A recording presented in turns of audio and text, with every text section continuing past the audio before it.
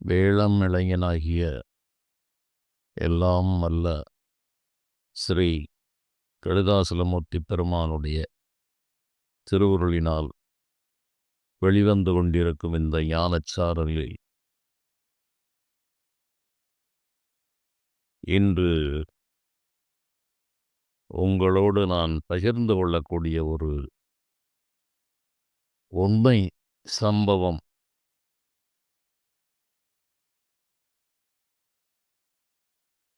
என் வாழ்விலே சமீபத்தில் நான் பெற்ற ஒரு சிறப்பான ஒரு அனுபவம். இது நடந்ததே ஒரு தெய்வச் செயலாக நடந்த ஒரு சம்பவம்.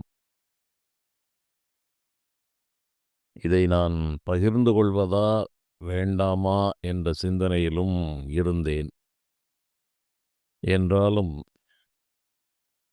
இந்த சந்தர்ப்பத்தில் இது போன்ற ஒரு அனுபவம் எனக்கு கிடைத்த காரணத்தால் நான் மக்களோடு கலந்து சில செய்திகளை பகிர்ந்து வருகிற இந்த நேரத்தில் இந்த சம்பவம் நிகழ்ந்திருப்பதால் இதை தெரிவிக்க வேண்டும் என்பது இறைவனுடைய நிச்சயமாகவும், இந்த சம்பவத்தை நிகழ்த்தி காட்டிய சிவப்பிரபாகர சித்தயோகி என்ற ஒரு மிகப்பெரிய ஞான வள்ளல் அவருடைய திருவுள்ளமாகவும் இது இருக்கும் என்ற ஒரு உள் உணர்வோடு இந்த சம்பவங்களை நான் உங்களுக்கு கூறுகிறேன். பொதுவாக என்னை போன்ற நபர்கள் இறைவனோடு நேரடியாக பல தொடர்புகளை ஏற்படுத்திக் கொள்ள வேண்டும் என்று விதிவிலக்காக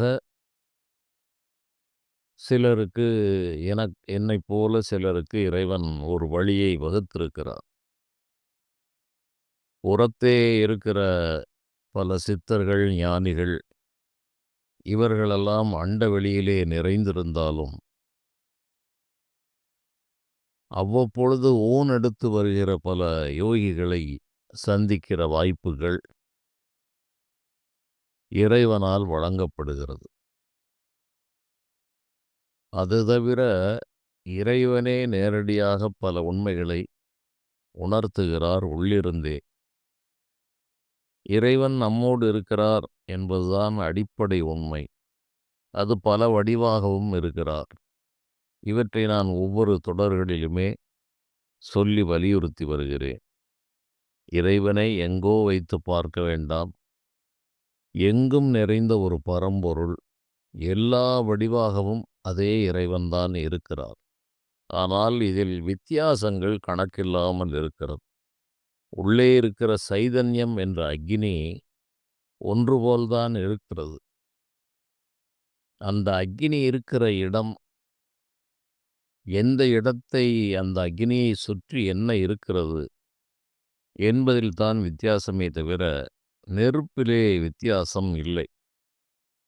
ஒரு நெருப்பு ஆலய தீபாராதனை தட்டிலே இருந்தால் அது வணங்கப்படுகிறது. வீட்டிலே இருந்தால் விளக்காக அது வெளிச்சம் தருகிறது, மரியாதை பெறுகிறது. அதுவே ஒரு உடம்பை, இறந்து போன உடம்பை எரிக்கும்போது அதை அந்த நெருப்பை எவரும் வணங்குவதில்லை. அதே நெருப்பு ஒரு வீட்டை எரித்து அழிக்கிறது என்றால் அந்த நெருப்பை எவரும் வணங்குவதில்லை. புகைப்பிடிக்கிற நபர்களுடைய அந்த பீடி, சிகரெட், சுருட்டு போன்றவற்றிலும் நெருப்பு தான் இருக்கிறது. அந்த நெருப்பையும் எவரும் வணங்குவதில்லை. அதுவே ஒரு ஹோமங்கள் என்று வீட்டிலேயும் ஆலயத்திலும் வளர்க்கிற போது அந்த நெருப்பு வணங்கப்படுகிறது. நெருப்பு ஒன்றுதான். அதுவே அடுப்பிலே வைத்து நம் சமைக்கிற எந்த பயன்பாட்டில், எந்த சூழலில் அந்த நெருப்பு இருக்கிறதோ, அதைப் பொறுத்து அந்த நெருப்பினுடைய மதிப்பும், மரியாதையும், பயன்பாடுகளும் இருக்கிறது. இதைப் போல இது ஞானம் பெற்றவர்கள்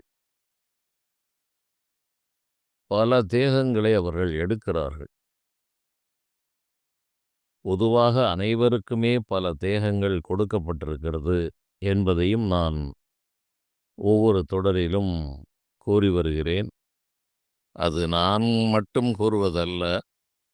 மணிவாசகப் பெருமான் "புல்லாகிப் போடாய்ப் பொடுவாய் மரமாகி" எனத் தொடங்கும் பாடலில் "எல்லாப் பிறப்பும் பிறந்தழைத்தேன்" என்று இந்த ஜீவன் அனைத்து உடம்புகளையும், கணக்கில்லாத உடம்புகளை விதிவசத்தால் எடுக்கிறது.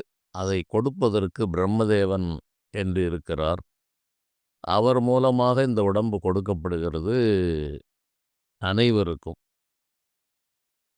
இதை நான் முன்பு ஒரு தொடரில் பேசும்போது, திருமூலர் பெருமான் இந்த அண்டங்களை 9 விதமாக பிரித்திருக்கிறார் என்று நான் கூறியிருந்தேன். அதில் நாம் வாழுகின்ற இந்த பூமி பூத அண்டம் என்று இதற்குப் பெயர். இதில் இருக்கிற நட்சத்திரங்கள், கிரகங்கள் அனைத்தும் சேர்ந்தது ஒரு அண்டம். இதனுடைய கனபரிமாணங்களும், விஸ்தீரணங்களும் கற்பனைக்கு அப்பாற்பட்டது. இந்த பூத அண்டங்களில் வாழ்கின்ற மனிதர்கள் நம்மைப் போன்றவர்கள். இந்த பூத அண்டங்களுக்கு வந்து செல்லக்கூடியவர்களும் இருக்கிறார்கள். ஏனைய அண்டங்களிலே வசிக்கிறவர்கள் இந்த அண்டத்திற்கு வருகிறார்கள்.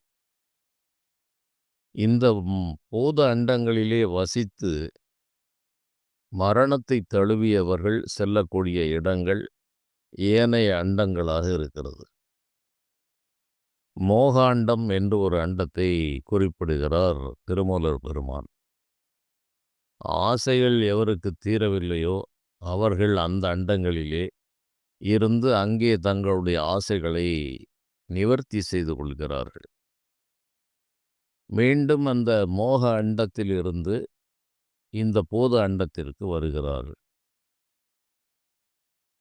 தாகாண்டம் என்று ஒரு அண்டத்தை குறிப்பிடுகிறார். அது ஞானதாகம் பெற்றவர்கள், பாதியில் முயன்று விட்டுவிட்டவர்கள், இவர்கள் வசிக்கிற இடம் இந்த தாக அண்டம் என்று கூறப்படுகிறது. இவர்களும் அங்கு சென்று இங்கு விட்ட வேலையை தொடர்ந்து செய்து மீண்டும் மண்ணிற்கு வருகிறார்கள். இதைத் தவிர தேக அண்டம் என்று ஒன்று இருக்கிறது. தீராத ஆசையால் பிணைக்கப்பட்டு ஆசையும் தானும் வேறு வேறு இல்லை என்ற ஒரு அதிதீவிர உணர்ச்சி பெற்றவர்கள் வசிக்கின்ற அந்த இடம் தேக அண்டம். இந்த தேகம்தான் நான் என்று நினைக்கிறவர்கள் இந்த பூத அண்டத்தில் கணக்கில்லாமல் இருக்கிறார்கள். இதைத் தவிர முக்தர்கள் அண்டம், முக்தாண்டம் என்று ஒரு அண்டத்தை குறிப்பிடுகிறார். அது ஜீவன் முக்தர்கள் வாழ்கின்ற ஒரு அண்டமாகவும், அந்த அண்டத்திலிருந்து இந்த பூத அண்டத்திற்கு அந்த ஜீவன் முக்தி பெற்றவர்கள் வந்து வந்து செல்வதாகவும் திருமூலர் பெருமானுடைய கூற்று அமைகிறது.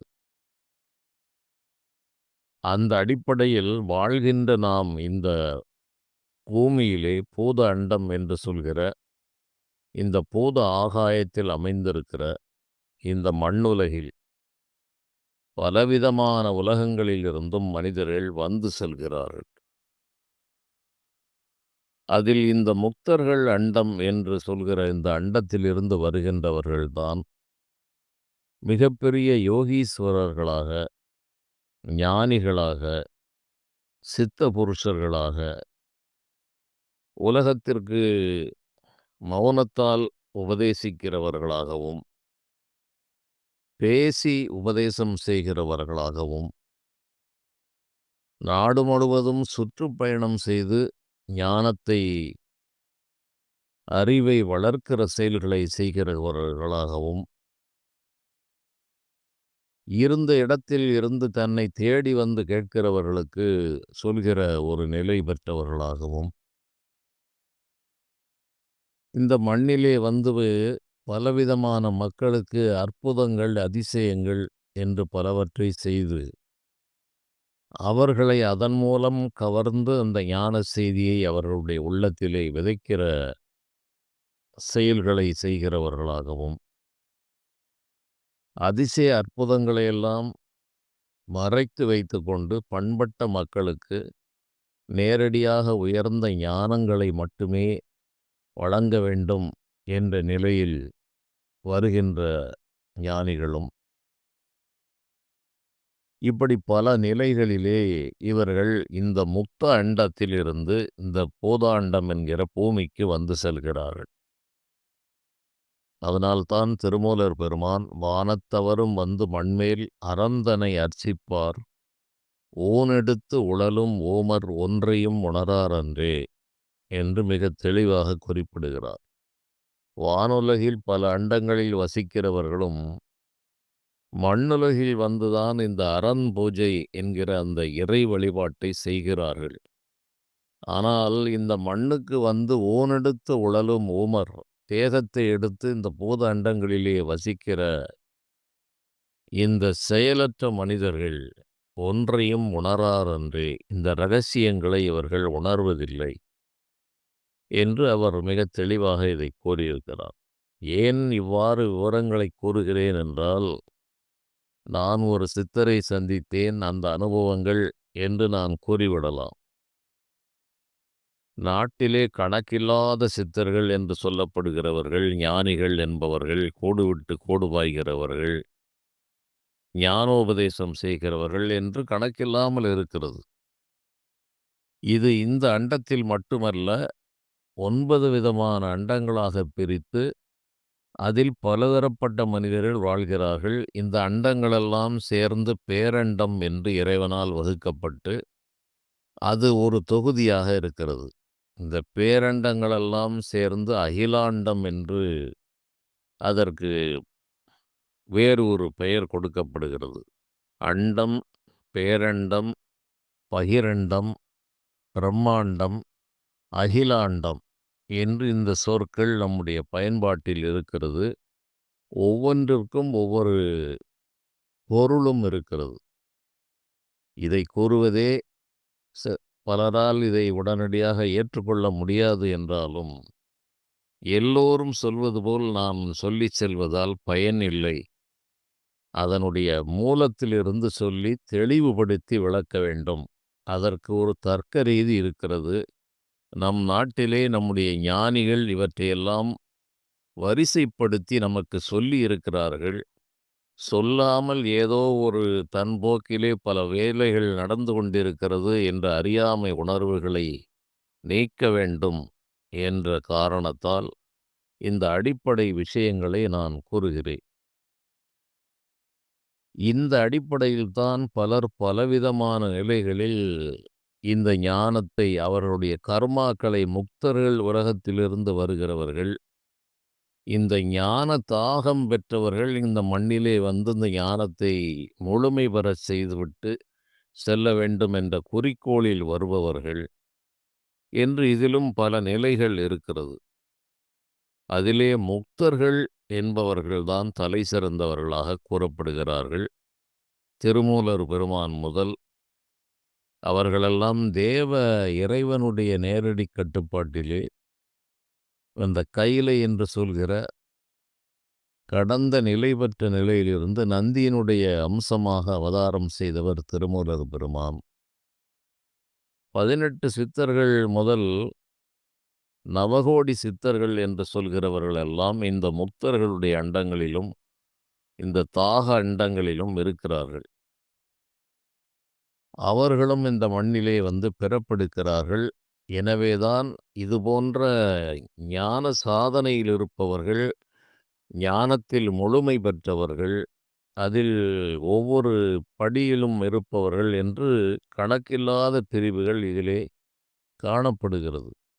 ஆனால் மனித மனம் என்ன நினைக்கிறது என்றால், அனைவரையும் ஒரே தட்டிலே வைத்து, ஒரே தராசிலே அளந்து பார்த்துவிட்டு, அதில் ஏமாற்றம் அடைகிறது. சிலருக்கு அது சரியாகவும் இருக்கிறது.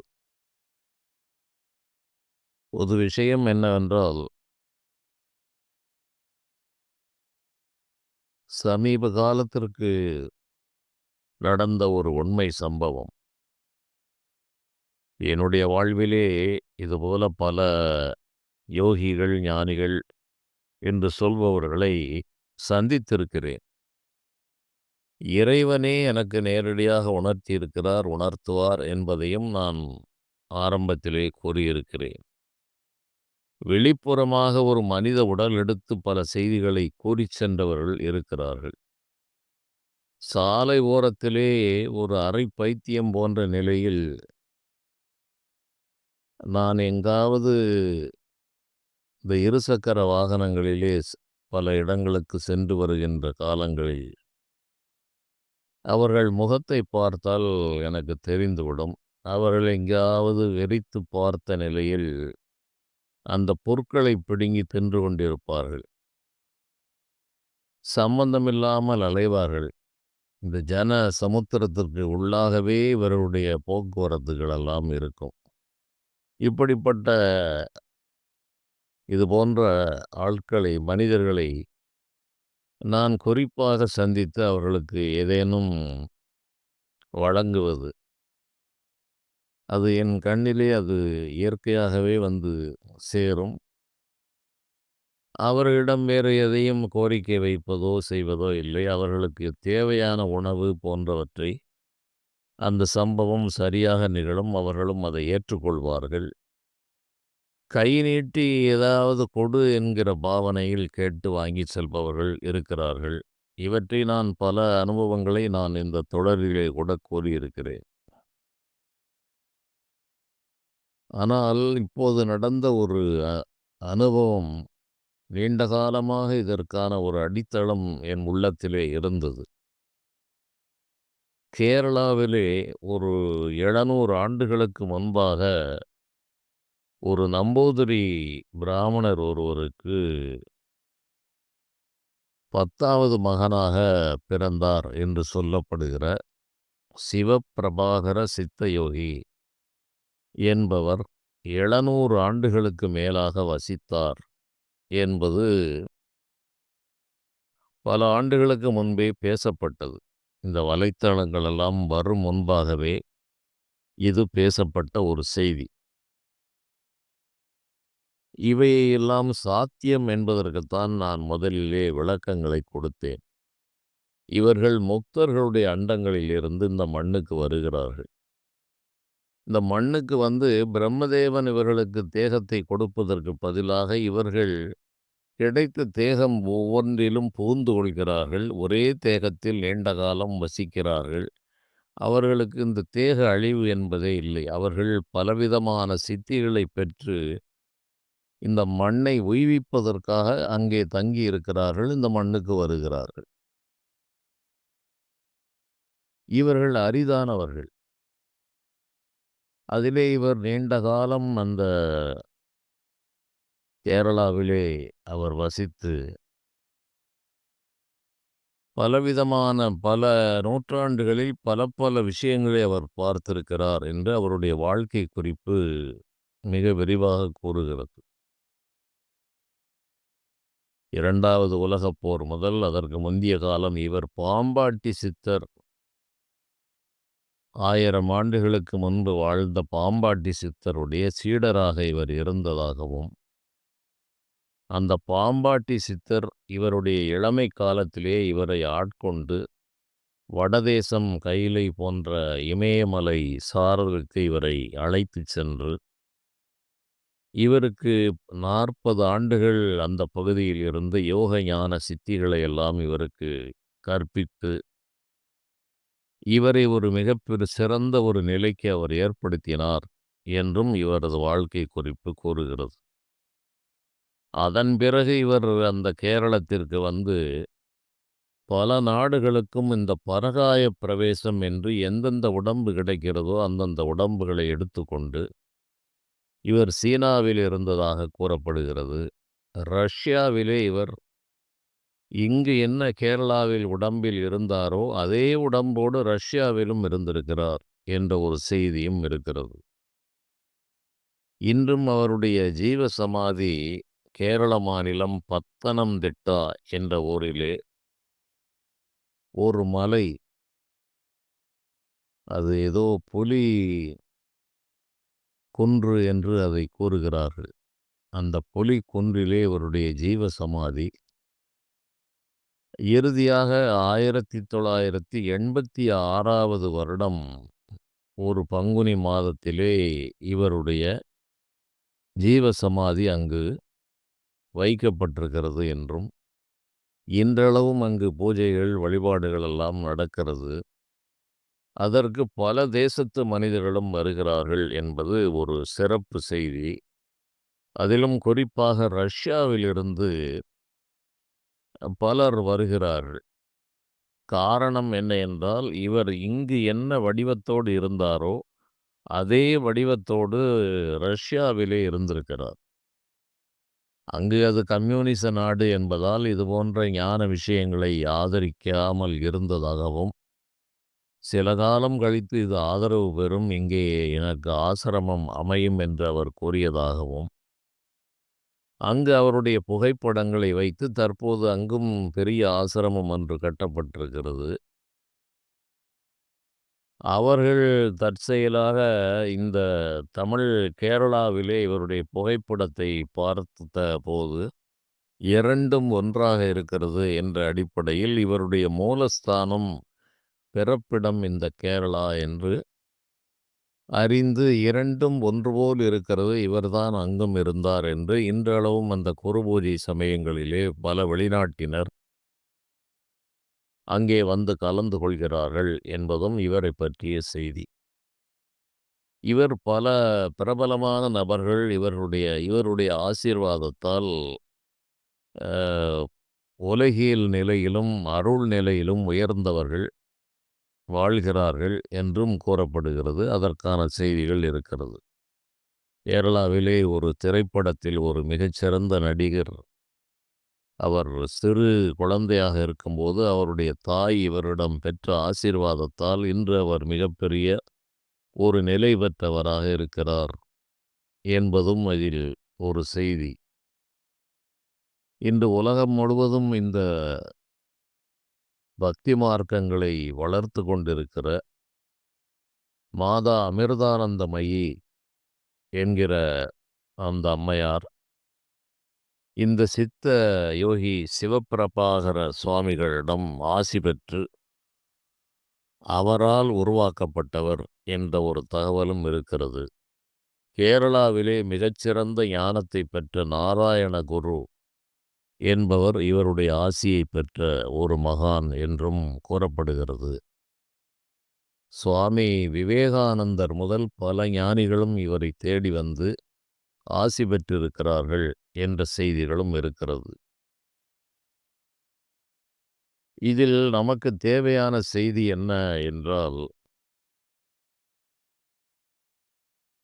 பாம்பாட்டி சித்தர் என்ற அமைப்பில் இவரே பல தேகங்களிலே பரகாய பிரவேசம் செய்திருக்கிறார். அவ்வாறு அவர் செய்து சங்கரங்கோயிலிலே பாம்பாட்டி சித்தர் சமாதி என்று இருக்கிறது. மருதமலையிலும் இருக்கிறது. இவர் பாம்பாட்டி சித்தருடைய சீடர் என்றாலும், இவருக்கும் பாம்பாட்டி சித்தர் என்ற பெயரே பல இடங்களிலும் வழங்கப்படுகிறது. அந்த நிலையில் இவர் அந்த பெயரிலும், இன்னும் பல பெயர்களிலும் உலகெங்கும் பல நாடுகளிலே ஒரு 14 தேகங்களில் இவர் புகுந்து வாழ்ந்திருக்கிறார் என்பது இவருடைய வாழ்க்கை செய்தி.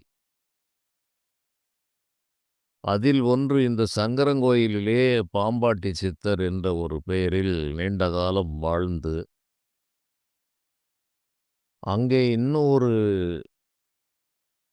இவரிடம் பாடம் கற்ற ஒருவர் சித்தராஜ யோகி என்பவர் அங்கே இருந்தார். ஒரு 35 ஆண்டுகளுக்கு முன்பாக நானே கேள்விப்பட்டிருக்கிறேன், பார்த்ததில்லை. அவருடைய காலத்தில் இந்த பாம்பாட்டி சித்தராக இவர் இங்கிருந்து இங்கும் அவர் சமாதியாகி இருக்கிறார் என்று இன்றளவும் இந்த சங்கரன் கோயிலுக்கு பின்னால் ஒரு சுனை, அந்த சுனையை சுற்றி இவருக்காக ஒரு சமாதி நெடுங்காலமாக இருக்கிறது. அதை தெரிந்து வருபவர்கள் மிக குறைவு. மனிதர்களுக்கு குழப்பம் என்னவென்றால், மருதமலையில் இருக்கிறது, அங்கிருக்கிறது, இங்கிருக்கிறது எல்லாம் ஒரே பெயரில் பலர் ஒரே பெயரை சூட்டிக் கொள்ளுகிறார்கள். அதனால் குழப்பம் ஏற்படுகிறது. பெயர் என்பது நமக்கு ஒரு அடையாளத்திற்காக வைத்துக் கொண்டதுதான். ஞானிகளுக்கும் சரி, யாருக்கும் பெயர் என்பது இல்லை. ஒரு குறிப்பிட்டு சுட்டிச் சொல்ல வேண்டும் என்கிற காரணத்தால் ஒரு நாம ரூபங்களை அவர்கள் எடுக்கிறார்கள். மனிதர்களும் அதுபோலவே அந்த தேகங்களை எடுக்கிறார்கள், விடுகிறார்கள். இது அனைவருக்கும் உள்ள ஒரு பொதுவான காரியம்தான்.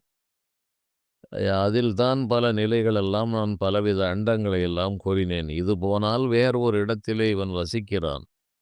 இப்படி ஒரு மாயக்கூத்தை இறைவன் வைத்திருக்கிறார். அந்த நிலையில் இவருடைய ஆன்மா கணக்கம்பட்டியிலே வாழ்ந்து ஜீவசமாதியாகி இருக்கிற அழுக்கு மூட்டை சாமி என்கிற அந்த காளிமுத்து சுவாமியினுடைய உடம்பிலே இவருடைய ஆன்மாதான், இவர்தான் அங்கே பரகாய பிரவேசம் செய்து, அவர் அடிபட்டு கிடந்த காலத்தில் 2, 3 நாள்கள் இறந்து போன நிலையில் இருந்தபோது, அவருடைய உடம்பை இவர் பயன்படுத்தி கொண்டு வாழ்ந்தார் என்ற செய்தியும் பரவலாக பேசப்படுகிறது. இந்த சங்கரங்கோயிலில் அமைந்திருக்கிற அந்த பாம்பாட்டி சித்தருடைய சமாதியில் சிவப்பிரபாகர அந்த சித்த யோகியினுடைய புகைப்படமும், அங்கே இருந்த அவருடைய சீடராகிய சித்தராஜன் என்பவருடைய படமும், இதே கணக்கம்பட்டி அழுக்குமூட்டை சாமியினுடைய படமும் முன்னால் வரைந்து வைத்திருக்கிறார்கள். இந்த உடம்புகளிலே இருந்தவரெல்லாம் இதே சிவப்பிரபாகர சுவாமிகள்தான் என்பது பரவலான நம்பிக்கை. நான் அந்த வழியே பலமுறை சென்றிருக்கிறேன். உள்ளே அந்த சுனை உண்டு. அது ஒரு குடிசை ஓலை போட்டு வைத்திருந்தார்கள். அங்கே ஒரு மரத்தடியிலே நான் போனால் நிற்பது வழக்கம். உள்ளே சென்று நான் பார்த்ததுமில்லை, வணங்கியதுமில்லை. ஆனால் அந்த பகுதியிலே நிற்பேன். நின்று மனதால் தியானித்து வணங்கிவிட்டு செல்வேன். சங்கரங்கோயில் ஆவுடை நாயகி கோமதி அம்பாளுடைய ஆலயத்திற்குள் எப்போதாவது உள்ளே செல்வேன், அல்லது கோபுர தரிசனமாக நின்று அந்த அம்பாளுடைய அருளை பெற்று வந்து விடுவேன். என்னுடைய வழிபாடு முறைகளெல்லாம் இப்படித்தான் இருக்கும். கோயில் நடை சாற்றப்பட்டிருந்தாலும் நான் அதற்காக கவலைப்படுவதில்லை. காரணம், பரந்து விரிந்து எங்கும் நிறைந்திருக்கிற அந்த அகிலாண்ட கோடி பிரம்மாண்ட நாயகியாகிய அந்த அம்பாளுடைய அனுக்கிரகத்தை எங்கிருந்து வேண்டுமானாலும் பெறலாம் என்பது என்னுடைய அனுபவமாக இருக்கிற காரணத்தால் நான் ஆலயங்களுக்கு சென்று தேடிச் செல்வதே மிக குறைவு. ஒரு காலங்களிலே குறிப்பிட்ட சில ஆலயங்களுக்கு சென்றது. அது தவிர ஆலய வளாகங்களிலே எங்கேனும் இருப்பது, யோக நிஷ்டையில் இருப்பது என்பதுதான் எனக்கு வழக்கம். கோயில் என்று சென்றாலும் நடை திறந்திருக்கிறதா, அடைத்திருக்கிறதா என்று நான் ஒருபோதும் சிந்தித்ததில்லை. அந்த கோயிலுக்கு வெளியே இருந்தால் அந்த இறைவனோடு தொடர்பு கிடைக்கிறது, வழிபாடு செய்கிறோம். அது புறத்தே ஏதேனும் ஒரு மானிட வடிவத்திலோ பல ஒரு நிலைகளிலும் வந்து அந்த செயல்களை நமக்கு செய்து விடுகிறது. இந்த நிலை பெற்ற பிறகு உள்ளே சென்றுதான் வணங்க வேண்டும் என்பதை அரை நூற்றாண்டுகளுக்கு மேலாக நான் அதை கவனிப்பதில்லை. அதற்கு முன்பும் இல்லை. அங்கே செல்வேன். நான் தொலைவிலே இருந்து வணங்குவது என்பது என்னுடைய வழக்கம். இந்த நிலையில் சமீபத்தில் நான் அங்கு நெடுங்காலங்களுக்குப் பிறகு அங்கே சங்கரன்கோயிலுக்கு சென்றேன். ஒரு சில சின்ன வேலைகளை முடித்துவிட்டு, இப்போது அதை சற்று விரிவாக்கம் செய்து கண்ணுக்கு தெரியும்படியாக வைத்திருக்கிறார்கள். அதற்கு முன்பு சற்று உள்ளடங்கி இருந்ததால், அனைவரும் அதை தெரிந்து கொள்ள முடியாது.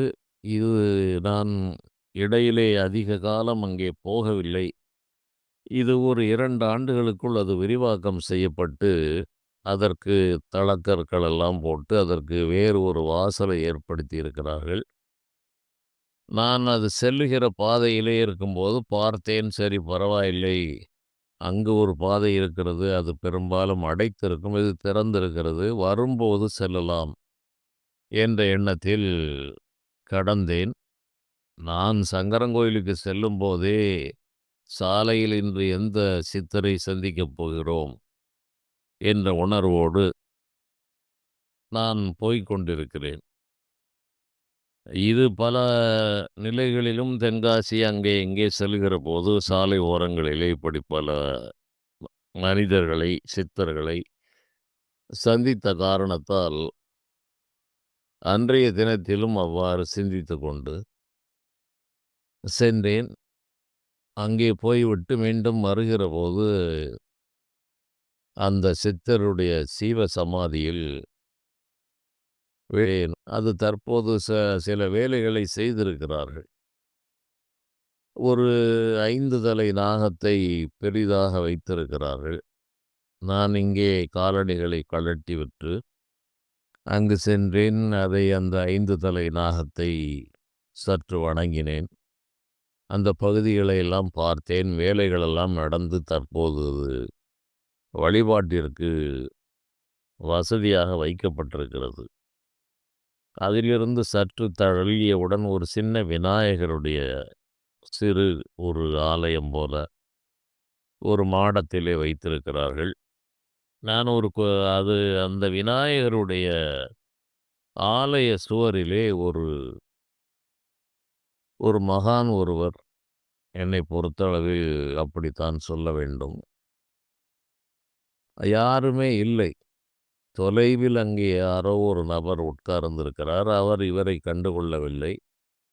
இவர் சுமார் ஒரு 78லிருந்து 80 வயது. அவருடைய பூத தேகத்தை நாம் மதிக்கலாம். அந்த சிவப்பிரபாகர சித்தயோகி எந்த அளவிலே அவருடைய உடல் இருந்ததோ, அதே அளவு ஒல்லியான உடல். ஒரு சிறிதளவு தாடி மீசை. நான் பார்த்தேன், அந்த விநாயகரை வணங்கினேன். இவரை கவனித்தால், இவர் ஒரு காலை மடக்கியிருக்கிறார், ஒரு காலை நீட்டியிருக்கிறார். கையை ஒரு விதமாக வைத்திருக்கிறார். தலை தொங்கியபடி சாய்ந்தபடி முதுகு சுவரிலே சாய்ந்திருக்கிறது. இவர் ஒரு தலையை சாய்த்து ஒரு யோக நித்திரையில் அரிதுயிலில் இருப்பது போல இருக்கிறார். அழுக்கான வேட்டி, சட்டை இல்லை. யாரோ மிக்சர் என்று ஏதோ சாப்பிட கொடுத்திருக்கிறார்கள். அதை சிறிதளவு வாயில் போட்டுவிட்டு, மார்பு முழுவதும் அந்த மிக்சர் சிந்தி கிடக்கிறது. தரையிலும் சற்று கிடக்கிறது. நான் அவர் அருகே நின்று பார்த்தேன். அவருக்கு உடம்பிலே அசைவில்லை. யோக நித்திரையில் இருப்பவர்கள் இப்படி இருப்பார்கள். இந்த அனுபவங்கள் எல்லாம் முருகப்பெருமானுடைய அருளால் நான் என்றோ அதை கடந்து வந்திருக்கிறேன். பல காலம் அந்த லயத்திலே வாழ்ந்திருக்கிறேன். அதனால் இவர் அரிதுயிலில் யோக நித்திரையில் இருக்கிறார் என்று தெரிந்து கொண்டு கவனித்தேன். உயிர் இருக்கிறதா? கிட்டத்தட்ட அவர் ஒரு இறந்து போன நிலையில் அப்படியே அசைவற்று இருக்கிறார். நான் சிறிது நேரம் கழித்து உயிர் இருக்கிறதா? போய்விட்டதா? என்று கவனித்தால், அப்போது வயிற்று பகுதியை பார்த்தால், அப்படி இந்த மூச்சு வாங்குகிற ஒரு சிறு அந்த அசைவை பார்த்தேன். அப்போது சரி, ஆள் உயிரோடு தான் இருக்கிறார் என்று தெரிந்து கொண்டு, அந்த விநாயகரை சற்று ஒரு 10 அடி தொலைவு அந்த கிழக்கு பகுதிக்கு சென்றேன். பிறகு மீண்டும் விநாயகரை வணங்கி, இவர் கண்கள் மூடிய நிலையில் தான் இருக்கிறார். சரி, இவர் ஒரு மகான் போல தெரிகிறது என்று இவரையும் வணங்கி நின்றேன். வணங்கிவிட்டு அப்படி சென்று விடலாம் என்பதுதான் என்னுடைய எண்ணம். வணங்கியவுடன் இவர் கண்ணைத் திறக்கவில்லை. வலது கையை நீட்டி என் முன்னால் நீட்டினார். சரி என்று நான் அருகிலே சென்று, கையை நீட்டுகிறாரே என்று சட்டை பையிலிருந்து ரூபாய் நோட்டை எடுத்து கொடுத்தேன். எடுத்து கையில் கொடுக்கப் போகும்போது கண்ணையே திறக்காதவர், நான் பணத்தை கொடுக்கிறேன் என்பதை கண்ணைத் திறக்காமலே தெரிந்து கொண்டு வலது கையால் அதை அங்கே போடு என்று சைகை காட்டினார். அப்படி 2, 3 முறை அதை உதறித் தள்ளுவது போல் பாவனை காட்டினார். சரி, அப்போது இவர் இதை விரும்பவில்லை என்று அதை மீண்டும் சட்டையிலே வைத்துவிட்டு, பார்த்தால் மீண்டும் வலது கையை நீட்டுகிறார். என்ன கேட்கிறார் இவர் என்பது எனக்கு தெரியவில்லை. வாய் திறந்து பேசவில்லை. கண்களும் திறக்கப்படவில்லை. தலை சற்று சாய்ந்திருக்கிறது. மிக மிக ஒல்லியான தேகம். கொழித்திருக்கவே மாட்டார் என்கிற அளவில் உடம்பிலே திட்டு திட்டாக அழுக்குகள் அப்படியே உறைந்திருக்கிறது. வேட்டி அது சலவைக்கே சென்றிருக்காது என்ற அளவில் அதில் எண்ணெய் பிசுக்குகள் சேர்ந்து, ஒரு மனிதர்கள் அதை விரும்பாத நிலையில் அது இருக்கிறது. அந்த வலது கையை காட்டியவுடன் என்ன சொல்ல வருகிறார் என்பது புரியவில்லை. குனிந்தேன். அந்த வலது கையால் அவருடைய வலது காலை காட்டினார். காட்டி அதை அந்த விரலால் சுட்டிக்காட்டினார். சரி என்று நான் குனிந்தபடியே அவருடைய கையை வைத்து பிடியுங்க என்கிற ஒரு பாவனையை காட்டினார். சரி என்று காலை பிடித்து கொண்டேன். குனிந்த வண்ணமே சரி, ஏதோ ஒரு சில வினாடிகள் செய்ய சொல்வார் போல தெரிகிறது என்று குனிந்த நிலையிலே நான் அந்த காலை பிடித்து விட்டேன். அதன் பிறகு சைகையால் கீழே உட்காரு என்று சைகை காட்டினார். எனக்கும் வயது முதிர்வு, முதுகு வலி, பல பிரச்சனைகள். கீழே உட்காருவது கொஞ்சம் அரிது. சரி என்று உட்கார்ந்தேன். உட்கார்ந்து அந்த காலை பிடித்து கொண்டே இருந்தேன். காலை பிடித்தவுடன் கையை நீட்டினான். கையை பிடித்தேன். கையை பிடித்தவுடன் மீண்டும் காலை காட்டுகிறார். காலை பிடித்து விட்டு கொண்டே இருந்தேன். அதன் பிறகு கையை காட்டுகிறார். அதை பிடித்து விட்டவுடன் இடது கையை காட்டுகிறார். இப்படி இது ஒரு புதிரான அனுபவமாக என்னுடைய வாழ்விலே நடந்தது. இது சுமார் ஒரு 1/4 மணி நேரத்தை தாண்டி இந்த செயல் நடந்து கொண்டிருக்கிறது. நானே பொதுவாக என்னை மறந்து அலைகின்ற ஒரு பிராந்த நிலை பெற்றவன். நான் காலதேச வர்த்தமானங்களை நானும் கடந்து விட்டேன். மந்திரங்களை சொல்லி சிவநாமங்களையும், முருகனுடைய நாமங்களையும், அம்பாளுடைய நாமங்களையும் சொல்லித்தான் அவருடைய கைகளை நான் பிடிக்கிறேன். வாய்விட்டு சொன்னேன். அதன் பிறகு மனதிலே ஜெபம் செய்கிறேன். இந்த நிலையில் அவருடைய இடது கண் ஓரத்திலிருந்து கண்ணீர் அப்படியே வடிகிறது. ஆனால் கண்களை அவர் திறக்கவே இல்லை. மீண்டும் மீண்டும் என்னை ஒரு ட்ரில் வாங்குவது போல அந்த செயல் நடந்தது. இதுவரையிலும் என் வாழ்விலே நான் அதுபோல ஒரு சம்பவத்தை கடந்து வரவில்லை. பலரை பார்த்திருக்கிறேன், செய்திருக்கிறேன். கண் பாவனையில் பலவற்றை சொல்லுவார்கள், வைப்பார்கள் என்று இப்படித்தான் நடந்திருக்கிறது. நானே ஒரு நிலையில் விடைபெறுகிறேன் என்று சொல்லி கிளம்பி விடலாமா என்று நான் நினைக்கிறேன். ஆனாலும் சரி, பொறுமையாக இருக்கலாம் என்று இது பரிசோதனை செய்வது போல் இப்படியே தொடர்ந்து நடக்கிறது. இவ்வாறு நான் செய்து கொண்டிருந்தபோது, ஒரு நடுத்தர ஒரு 50 வயதுக்கு உட்பட்ட ஒரு குடும்பத்தினர் வந்திருந்தார்கள். அதில் இருந்த அந்த பெண்மணி விசித்திரமாக என்னுடைய உருவத்தையும், அவர் இருந்த கோலத்தையும் பார்த்து, நான் செய்திருந்த அந்த பாதத்தை பிடித்து விடுவது போன்றவற்றை பார்த்து அவர்கள் ஒரு ஆச்சரியம் அடைந்து, அவர்களுக்கும் அந்த உட்காரலாமா என்று என்னிடம் கேட்டார்கள். அவரோ கண்ணை மூடிய நிலையில் இருக்கிறார். நான் சொன்னேன், "எங்க வட்டார வழக்கப்படி வந்தேன் சாமி உட்காருன்னு சொன்னாங்க. நான் உட்கார்ந்துருக்கேன். கால பிடின்னாங்க, கால பிடிச்சுக்கிட்டு இருக்கேன்." அப்படின்னு நான் என்னுடைய வழக்கத்திலே சொன்னேன். அவர்கள், "நாங்களும் உட்காரலாமா?" என்றார். "தெரியவில்லை அம்மா. சாமி சொன்னாங்க, சொன்னத நான் செஞ்சுகிட்டு இருக்கேன்."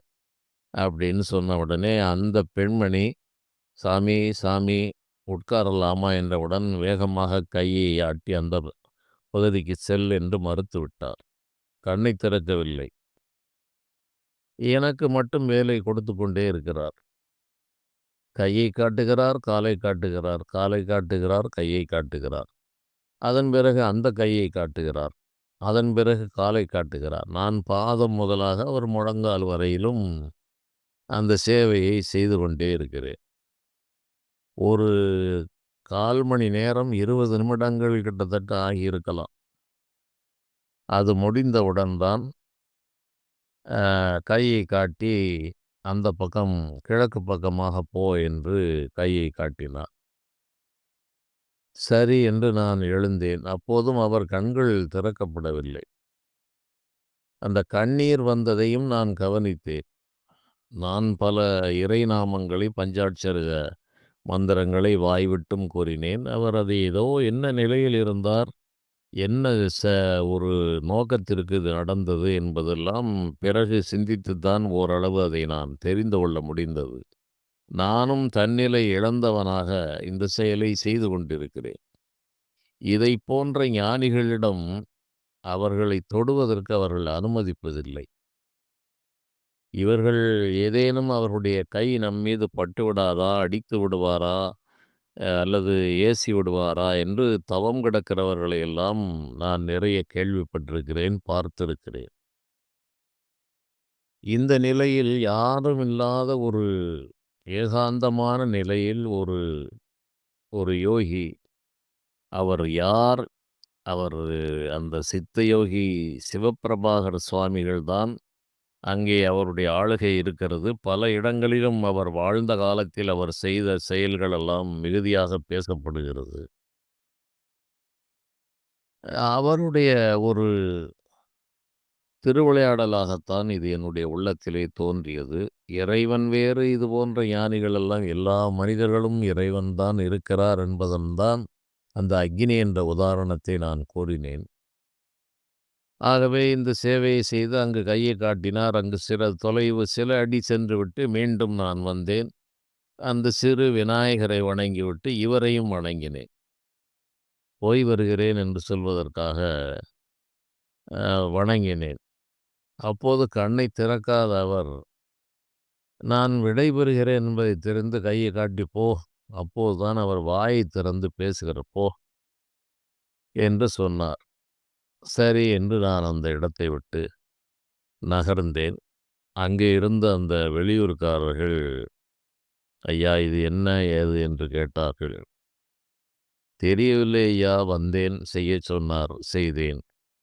ஐயா நீங்கள் தவம் செய்திருக்கிறீர்கள். நாங்கள் தூத்துக்குடியிலிருந்து இங்கே அடிக்கடி வருவோம். மாதா மாதம் வருகிறோம்.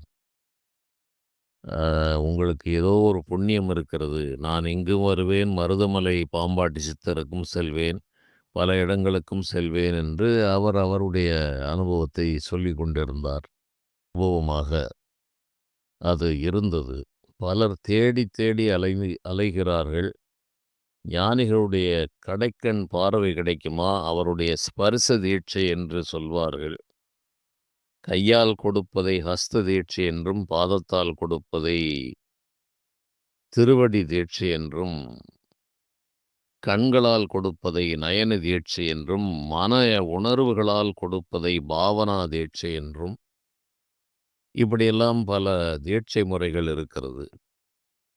அப்படிப்பட்ட நிலையில் ஏதோ ஒரு மிகப்பெரிய ஒரு அந்த கடந்த நிலை பெற்ற அந்த சித்த பிரபாகர சிவயோகி, சிவப்பிரபாகர சித்த யோகி, அவர் ஏதோ ஒரு வடிவு தாங்கி சாமானிய மனிதர்கள் தொடுவதற்கு விரும்ப முடியாத ஒரு நிலையில் உடம்பிலே திட்டு திட்டாக அழுக்குகள் அப்படியே படிந்திருக்கிறது.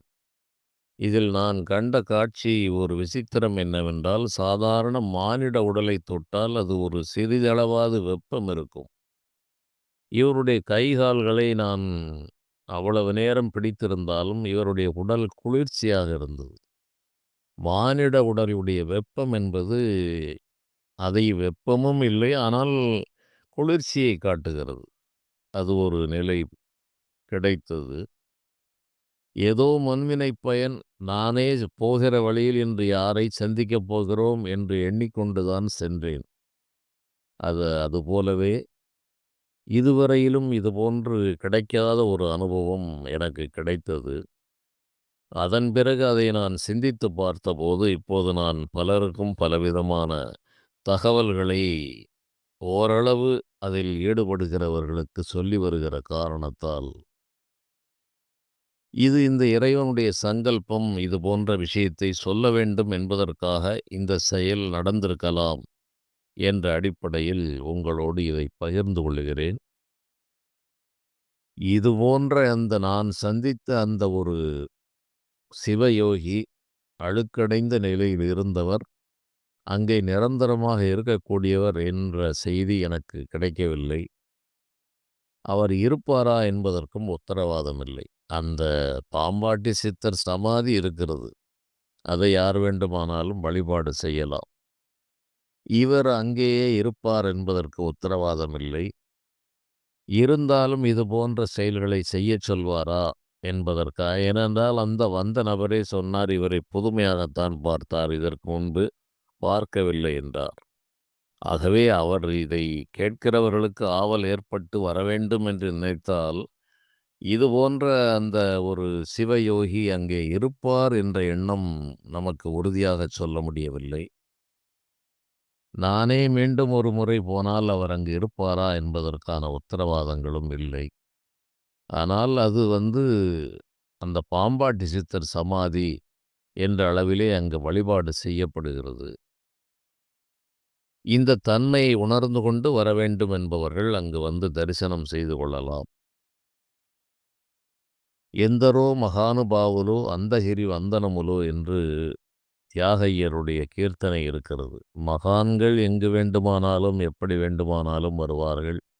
எந்த நிலையிலும் அவர்கள் ஒரு தகுதி பெற்ற ஒரு மனிதனுக்கு தங்களுடைய ஆசீர்வாதங்களை ஊனுடம்பு எடுத்தும் ஊனுடம்பு இல்லாமலும் பறவைகள் மூலமாகவும் விலங்குகள் மூலமாகவும் கூட அவர்கள் ஆசி வழங்கி வருகிறார்கள் என்கிற இந்த உண்மை சம்பவத்தை உங்களோடு பகிர்வதில் நான் மகிழ்ச்சி அடைகிறேன். மேலும் இது போன்ற செய்திகளை பார்க்கலாம். நன்றி.